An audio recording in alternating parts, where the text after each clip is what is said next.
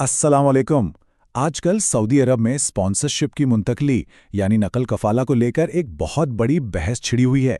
आपने भी सुना होगा, सोशल मीडिया पर ये बातें चल रही हैं कि भाई अब तो पुराने कफील की इजाज़त के बगैर भी सब कुछ हो जाता है।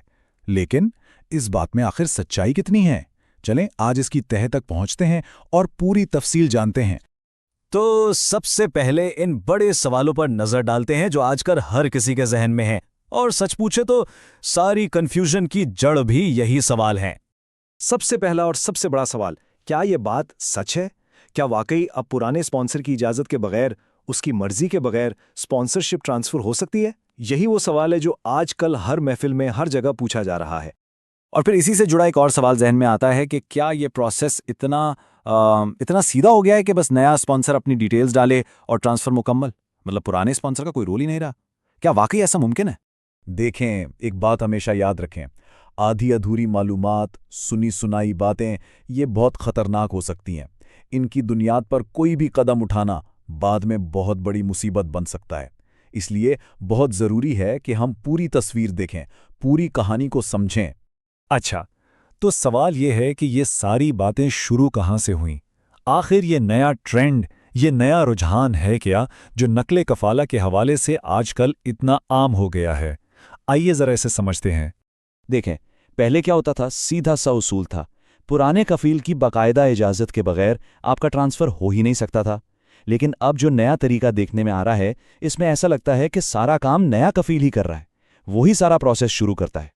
असल में होता यह है कि नया स्पॉन्सर वर्कर को अपने सिस्टम में ऐड कर लेता है और हाँ, कुछ खास कानूनी मामलात में इससे ट्रांसफ़र का अमल वाकई में काफ़ी आसान नज़र आने लगता है। और बस यही वो वजह है जहां से ये गलतफहमी पैदा हुई कि शायद पूरा कानून ही बदल गया है। लेकिन यहां से असल कहानी शुरू होती है। अब जरा हकीकत का सामना करते हैं, ठीक है? देखते हैं कि इस नए ट्रेंड की असल कानूनी हैसियत क्या है और इसमें कौन से खतरे छुपे हुए हैं जिन पर कोई बात नहीं कर रहा। सबसे पहली और सबसे अहम बात जो समझनी है वो ये है, ये कोई सरकारी जनरल कानून नहीं है। ये कोई ऐसा उसूल नहीं जो हर किसी पर हर हाल में लागू होता हो। इस बात को अच्छी तरह जहन में बिठा लें। तो ये सोच के अब पुराने कफील को खबर किए बगैर ही ट्रांसफ़र हो जाएगा, ये सीधे लफ्ज़ों में एक बहुत बड़ी गलतफहमी है। हकीकत बिल्कुल मुख्तलिफ है।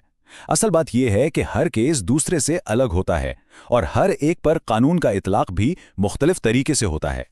मिसाल के तौर पर सोचें ज़रा, अगर किसी का इकामा एक्सपायर हो चुका हो या उस पर हरूब लगा हो, यानी काम से भागने की रिपोर्ट हो, या फिर जिस कंपनी में वो काम कर रहा है उसके अपने कानूनी मसाइल चल रहे हों, तो इन सब सूरतों में कानून और पूरा तरीकाकार बिल्कुल मुख्तलिफ हो जाता है।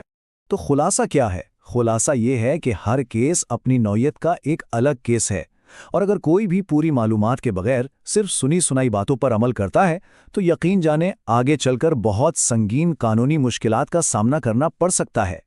तो फिर सवाल ये उठता है कि सही और महफूज रास्ता कौन सा है? चलें, अब जब हमने खतरात को समझ लिया है तो अब इस पर बात करते हैं कि ऐसे हालात में हमें करना क्या चाहिए। महफूज रहने के लिए बस ये 3 आसान बातें याद रखें। नंबर 1, हमेशा कानूनी और सरकारी रास्ता अपनाएं। नंबर 2, कोई कुछ भी कहे, हर बात की तस्दीक सरकारी ज़राए से लाजमी करें। और नंबर 3, किसी भी किस्म के शॉर्टकट या गैर सरकारी तरीके से दूर रहें। और इन सब बातों का निचोड़ बस एक जुमले में है, हर सुनी सुनाई बात पर आंखें बंद करके भरोसा मत करें, खुद तहकीक करें और सिर्फ सरकारी ज़राए पर एतबार। चलें अब इस गुफ्तगू को थोड़ा और आगे बढ़ाते हैं, क्योंकि इस मामले में लोगों के अपने तजर्बे और मशवरे दूसरों के लिए बहुत कीमती हो सकते हैं। अगर आपको लगता है कि ये मालूमात वाकई काम की है और इससे किसी की मदद हो सकती है, तो हमारी इस कोशिश को सपोर्ट करने के लिए लाइक ज़रूर कीजिएगा। इससे ये मालूमात और लोगों तक भी पहुंचेगी। और हाँ, अगर आप चाहते हैं कि आइंदा भी ऐसी ही सही और वक्त पर मालूमात आप तक पहुंचती रहें, तो सब्सक्राइब करके साथ में घंटी का आइकॉन भी दबा दें ताकि कोई भी ज़रूरी अपडेट आपसे मिस ना हो। और ये बहुत ज़रूरी है कि आप इस मालूमात को अपने दोस्तों और जानने वालों तक भी पहुंचाएं, उनके साथ शेयर करें ताकि वो भी किसी गलत फहमी का शिकार होने से बच जाएं। अच्छा, अब आपकी बारी। स्पॉन्सरशिप ट्रांसफ़र के हवाले से आपका अपना तजर्बा कैसा रहा? या अगर आपके जहन में कोई सवाल है तो नीचे कमेंट्स में ज़रूर बताइएगा। और ये बात हमेशा याद रखिएगा कि आपका लिखा हुआ एक कमेंट, आपका बताया हुआ एक तजुर्बा किसी दूसरे के लिए बहुत बड़ी मदद साबित हो सकता है। तो आज हमने नकले कफाला से जुड़ी इस अहम गलतफहमी को दूर करने की कोशिश की। अगली बार फिर किसी नई और अहम मालूमात के साथ हाजिर होंगे। तब तक के लिए अल्लाह हाफिज।